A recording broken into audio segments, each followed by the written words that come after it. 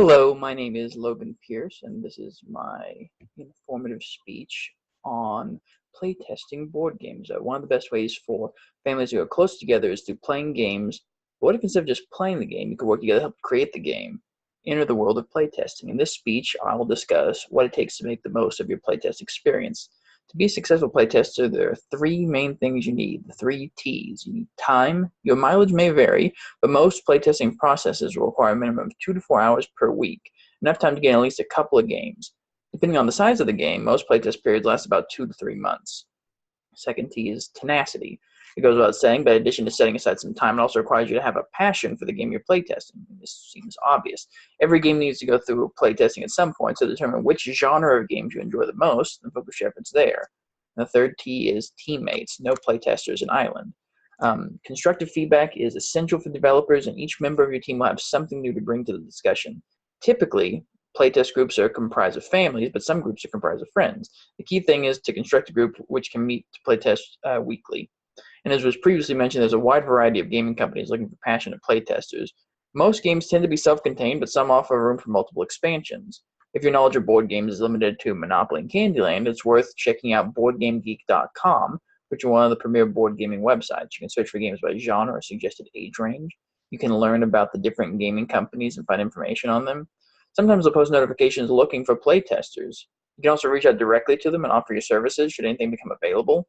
When you begin inquiring about playtesting opportunities, it may take some time to get started on a project. Once you've established yourself, it becomes much easier to acquire playtest opportunities.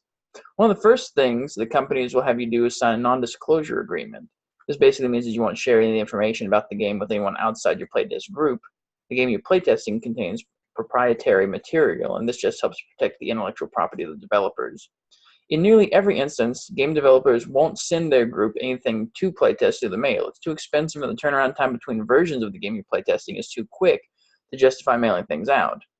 In the age of the internet, it makes much more sense to send data files to playtesters via email and have them print out what they need. This means that each playtest group needs access to a printer. When printing out cards or board game or the board for the game, it helps to have enough sleeves in order to sleeve up the cards and have some sturdy backs. You can buy 100 penny sleeves for $1 and repurpose standard sized cards from other games to use when playtesting for the backs.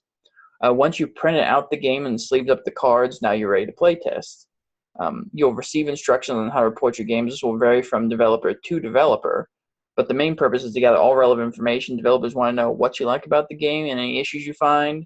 You can use the lapse feature on a stopwatch app. It's a terrific way to keep track of and report how long your games last and how many turns are taken. You just start a new lap for each player's turn. One of the biggest reasons to playtest is the opportunity to help shape the game. Most playtesters work as a labor of love by dedicated volunteers. You don't get paid for your time and efforts, but there's a chance that your feedback will be incorporated into the final product.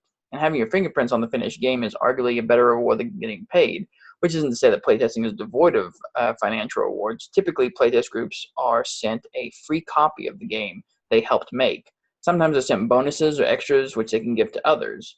To give you an example of some of the things that I've done, I've playtested for the game Smash Up here. And so I've got several cards that I helped come up with the names for. They had one on truckers, and so one of the trucker cards would take off on Large Marge from Pee-wee's Big Adventure. And so they had one that was thin, so I came up with the name for Skinny Mini, which they went with.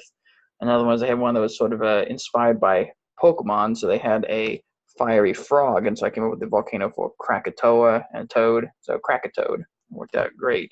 Had a couple for a sheep-based faction that I came up with, Hello Dolly for Sheep in the Cloning Device, and On the Lamb for the Sheep on the Run from the Dragons.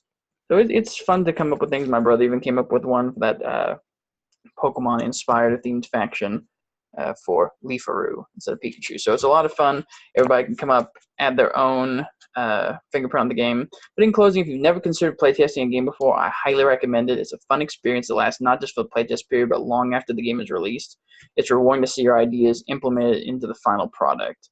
But thank you for listening. This has been my speech, and have a nice day.